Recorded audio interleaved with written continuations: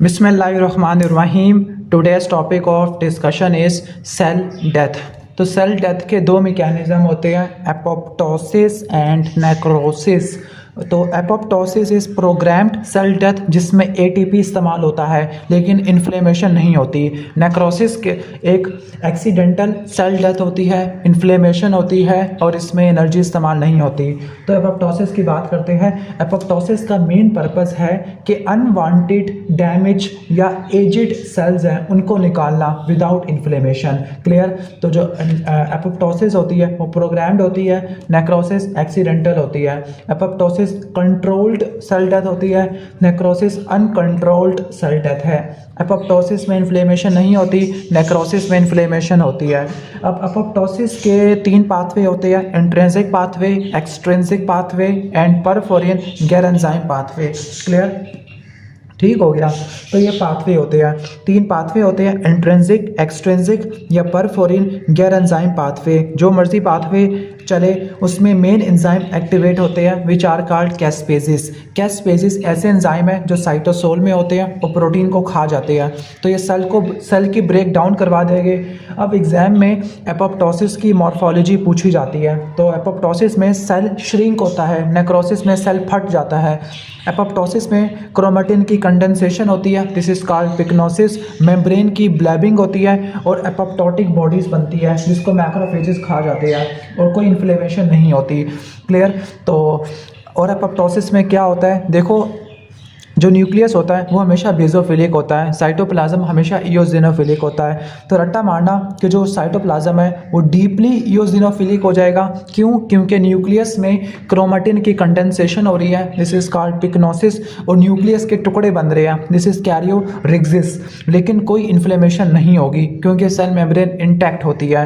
अब एपोप्टोसिस को पहचानना है अल्ट्रा माइक्रोस्कोपिक लेवल पर, तो क्या चीज़ देखनी है, डीएनए लैडरिंग के डीएनए की सीडी बन जाती है, वो भी 180 बेस पेयर के टुकड़े बन जाते हैं। तो ये एपोप्टोसिस की निशानी होती है।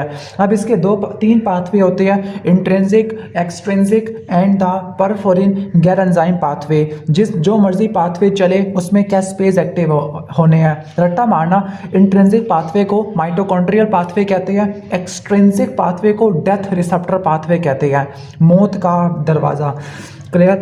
अब इंट्रिंसिक पाथवे में कैस्पेस 9 एक्टिवेट होगा और एक्सट्रिंसिक के अंदर 8 और 10 इन्वॉल्व हो गए, जबकि नेक्रोप्टोसिस के अंदर प्रोकैस्पेस 8 इन्वॉल्व होगा और पायरोप्टोसिस के अंदर 1, 4, 5, 11 ये इन्वॉल्व हो गए। ये मैंने रॉबिन से उठाए है तो ये नोट कर लेना। स्टार्ट करते हैं हम इंट्रिंसिक या माइटोकॉन्ड्रियल पाथवे को। तो इसमें होगा क्या, जब भी सेल की इंजरी होगी या डीएनए डैमेज होगा या ग्रोथ फैक्टर का लॉस होगा या फिर प्रोटीन मिसफोल्डेड होगी, यानी डीएनए डैमेज होगा। अब डीएनए डैमेज कैसे हो सकता है, रेडिएशन से डैमेज हो सकता है, फ्री रेडिकल से हो सकता है, टॉक्सिन से हो सकता है, प्रोटीन मिसफोल्डेड है, हाइपोक्सिया है। इन तीनों की वजह से सेल डैमेज होगा। जब सेल डैमेज होता है तो फिर P53 एक्टिवेट हो जाती है, this is the tumour suppressor gene. जो P53 होती है वो P21 को एक्टिवेट करती है। P21 सेल को उसी वक्त रोक देती है, सेल साइकिल को रोक देती है। और दूसरी तरफ जो P53 है वो क्या करती है, अगर सेल अपने आप को रिपेयर नहीं करता तो उसकी एपोप्टोसिस करवा देती है। कैसे एपोप्टोसिस करवाती है, अगर एपोप्टोसिस करवाना है तो प्रो अपोप्टोटिक प्रोटीन को बढ़ाना है, एंटी अपोप्टोटिक को कम करना है। अब जो प्रो अपोप्टोटिक होती है, जिन्होंने अपोप्टोसिस को बढ़ाना है, उसमें बैक्स और बैक होती है। तो ये P53 बैक्स और बैक को बढ़ा देती है और BCL2 को कम कर देती है जो कि इनहिबिटरी होती है। बैक्स और बैक क्या करवाएगी, साइटोक्रोम C को रिलीज करवा देगी। कहाँ से, साइटोक्रोम C को रिलीज करवा देगी through the mitochondrial outer membrane, यानी माइटोकॉन्ड्रिया की मेम्ब्रेन से साइटोक्रोम C लीक हो जाएगा और ये कहाँ चला जाएगा, साइटोप्लाज्म के अंदर। जब ये साइटोप्लाज्म में जाएगा तो वहाँ पर ये कैस्पेस 9 को एक्टिवेट करेगा और जो कैस्पेस 9 है वो एग्जीक्यूशनर कैस्पेस, जिन्होंने सरंजाम देना है काम, उसको एक्टिवेट करेंगे। जो इनिशिएटर है वो 9 है और जो एग्जीक्यूशनर है, जिन्होंने करवानी है मौत, वो 3, 6, 7 होती है। क्लियर। जबकि एपोप्टोसिस को इनहिबिट करने वाली BCL2 होती है। अगर BCL2 का कैंसर हो जाए तो फिर क्या होगा, जो सेल होगा वो कभी मरेगा ही नहीं, अपोप्टोसिस नहीं हो पाएगी, जिसकी वजह से फोलिकुलर कैंसर हो जाएगा। तो ये था हमारा इंट्रिंसिक पाथवे। तो उसको रिवाइज करते हैं। जो इंट्रिंसिक या माइटोकॉन्ड्रियल पाथवे एम्ब्रियोजेनेसिस में इंपॉर्टेंट होता है, या इसके अलावा जब कोई सेल बार बार स्टिमुलेट हो रहा था लेकिन उसका ग्रोथ फैक्टर ख़त्म हो चुका है। For example immune cells activate हुए थे इंटरल्यूकिन 2 से, लेकिन जब स्टिमुलस चला गया है तो इंटरल्यूकिन 2 भी चला जाएगी और सेल की डेथ हो जाएगी। क्लियर, सही हो गया। तो 3 जगह पे आपने पढ़ना है इंट्रिंसिक माइटोकॉन्ड्रियल पाथवे का रोल। एक है एम्ब्रियोजेनेसिस, नंबर 2 जब इंटरल्यूकिन 2 की डेफिशिएंसी होती है तो इम्यून सेल्स की एपोप्टोसिस होती है, नंबर 3 रेडिएशन टॉक्सिन्स हाइपोक्सिया की इंजरी होती है। रट्टा मारना, रेडिएशन टॉक्सिन्स हाइपोक्सिया तीनों ROS प्रोड्यूस करेंगे और रिएक्टिव ऑक्सीजन स्पीशीज DNA को डैमेज करेगी। अब इंट्रिंसिक पाथवे के लिए या एपोप्टोसिस के लिए BCL2 प्रोटीन्स होती है जो बैक्स और बैक होती है, ये प्रो अपोप्टोटिक होती है, बैड फॉर सर्वाइवल। जो BCL2 BCLXL ये एंटी अपोप्टोटिक होती है, बी क्लेवर लिव। अब जो बैक्स और बैक होती है वो आउटर माइटोकॉन्ड्रियल मेम्ब्रेन में सुराख कर देगी, जिसकी वजह से साइटोक्रोम C बल्कि इनर लिखा हुआ है, इनर से साइटोप्लाज्म में चला जाएगा, इनर लिखना चाहिए था। हाँ ठीक है, इनर से साइटोप्लाज्म में जाएगा, वहाँ पे 9 को एक्टिवेट करेगा, 9 आगे 3, 6 और 7 को एक्टिवेट कर देगा।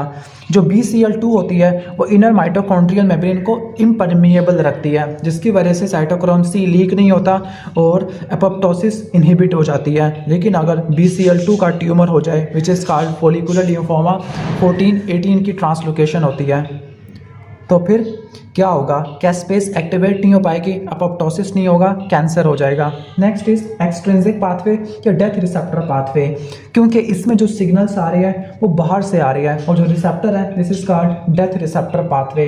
अब इसके 2 पाथवे होते हैं, 2 रिसेप्टर्स होते हैं। एक होता है फैस और फैस एल, FAS रिसेप्टर, और इसका जो लाइगेंड होता है विच इज़ FAS। जो FAS है दिस इज कॉल्ड CD95 और ये हमारे टारगेट सेल पे पड़ा होता है। और जो फैस का लाइगेंड होता है वो हमारी एक्टिवेटेड T सेल्स के ऊपर पड़ा होता है which is cytotoxic T cells. तो जो साइटोटॉक्सिक T सेल्स हैं उनके ऊपर FAS का लाइगेंड पड़ा होता है और हमारे टारगेट टिश्यू के अंदर FAS रिसेप्टर जिसको CD95 कहते हैं, या फिर हम ऐसे भी कह सकते हैं कि हमारे जो टारगेट टिश्यू है वहाँ पर TNF का रिसेप्टर होता है और इसके ऊपर TNF अल्फा बाइंड करेगा। ठीक हो गया। तो TNF अल्फा TNF रिसेप्टर पे बाइंड करेगा, फैस लाइगेंड फैस रिसेप्टर पे बाइंड करेगा। जब ये रिसेप्टर पे बाइंड करेंगे तो इनका इंटरेक्शन होगा और इनके इंटरेक्शन की वजह से क्या होगा, कैस्पेस 8 एक्टिवेट होगा और वो सेल डेथ करवा देगा। क्लियर। और ये इंपॉर्टेंट होता है थाइमस के अंदर। जो थाइमस का मेडुला होता है उसमें नेगेटिव सिलेक्शन होती है, कॉर्टेक्स में पॉजिटिव सिलेक्शन होती है, मेडुला में नेगेटिव सिलेक्शन होती है। क्लियर। और एक जीन होता है विच इज़ कॉल्ड AIRE। अगर इस जीन का मसला हो जाए तो जो डिजीज़ होता है this is called autoimmune lymphoproliferative disease. ठीक हो गया। ओके। और ऑटोइम्यून रेगुलेटर जीन की इन्वॉल्वमेंट होती है। तो अगर फैस और फैस एल इनका जो इंट्रैक्शन है वो डिफेक्टिव हो जाए, डिजीज इज ऑटोइम्यून लिम्फोप्रोलिफरेटिव सिंड्रोम, उसमें क्या होता है कि क्लोनल डिलीशन नहीं हो पाएगी, मतलब जिन सेल्स को डिलीट होना चाहिए था ऑटोइम्यून सेल्स को वो डिलीट नहीं हो पाएंगे, हमारी बॉडी के रिएक्शन करेंगे, जिसकी वजह से ऑटोइम्यून पैनसाइटोपेनिया, लिम्फेडिनोपैथी, हेपेटोस्प्लीनोमेगाली हो जाएगी। लास्ट पाथवे है जो टी सेल्स में होता है। वंस अगेन रट्टा मारना, साइटोटॉक्सिक टी सेल्स में डेथ रिसेप्टर पाथवे भी है और परफोरिन गैर एंजाइम पाथवे भी है। अब इसमें यह होता है कि जो CD8 टी सेल्स होते हैं वो क्या करेंगे, वो उनके ऊपर MHC1 लगे होते हैं।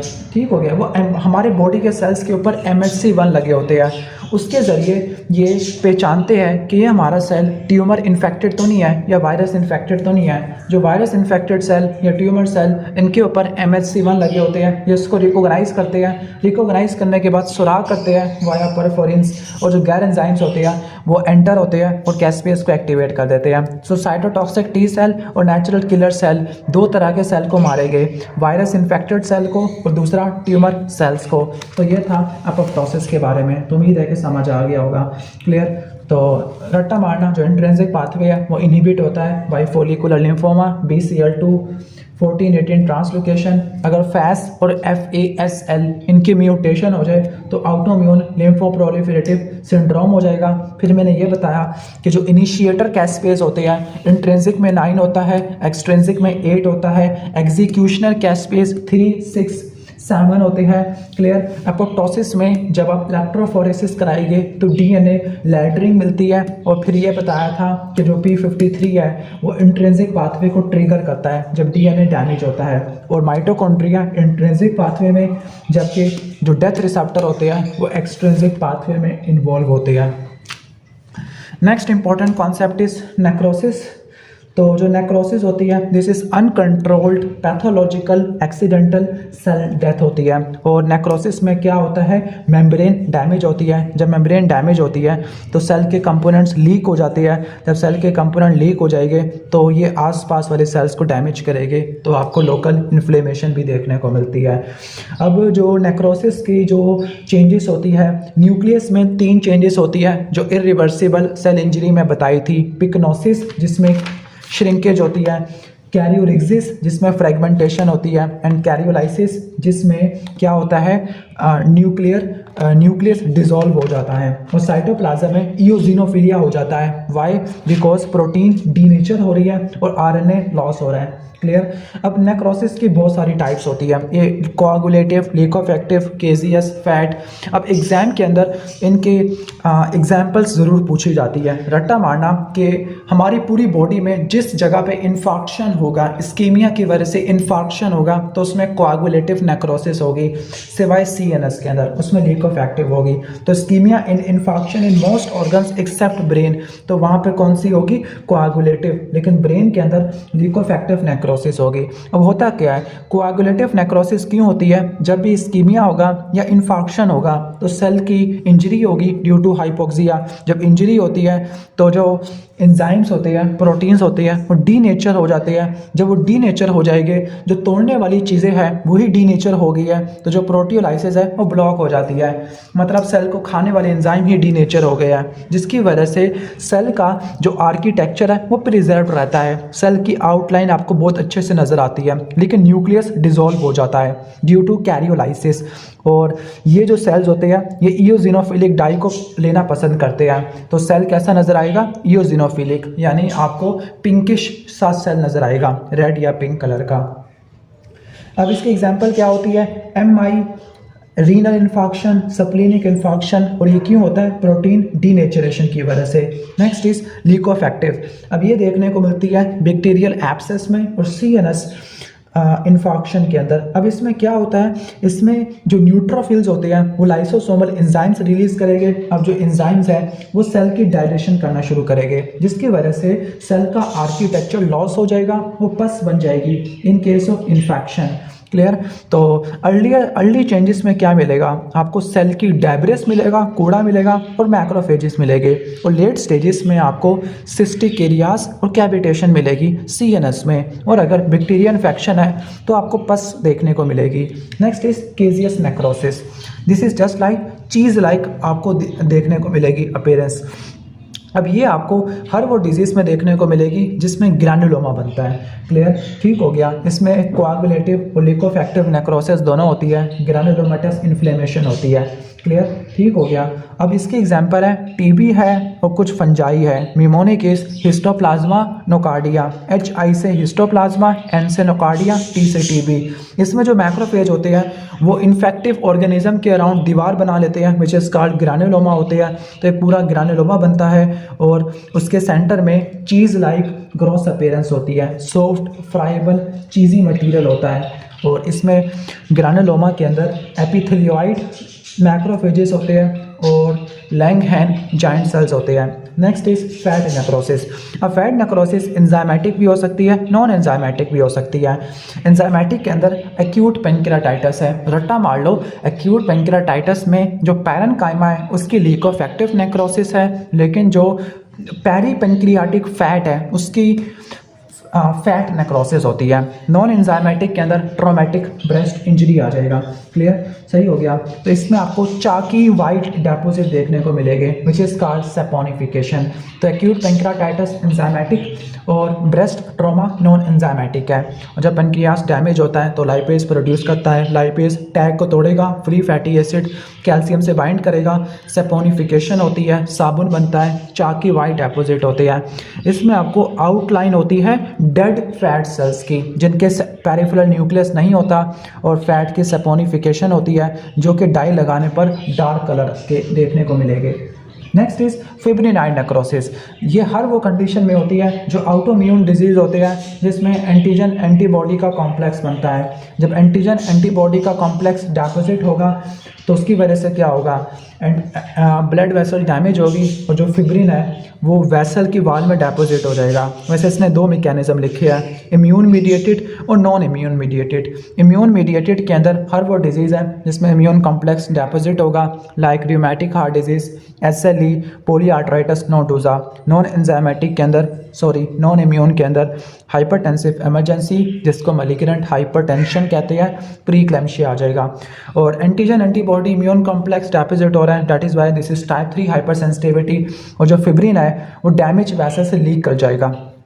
क्लियर। तो जो वेसल्स की दीवार है उसमें आपको इओजिनोफिलिक प्रोटीनेशियस मटेरियल जिसको फिब्रिन कहते हैं वो आपको देखने को मिलेगा। Next is gangrenous necrosis. अब जो गैंग्रीनस होती है this is not a histological pattern, ये क्लिनिकल टर्मिनोलॉजी होती है। तो जो गैंग्रीन होता है वो दो टाइप्स का देखने को मिलता है। जो ड्राई गैंग्रीन होता है वो कोआगुलेटिव नेक्रोसिस होती है, और जो वेट गैंग्रीन है उसमें लिकोफेक्टिव नेक्रोसिस भी देखने को मिलती होती है।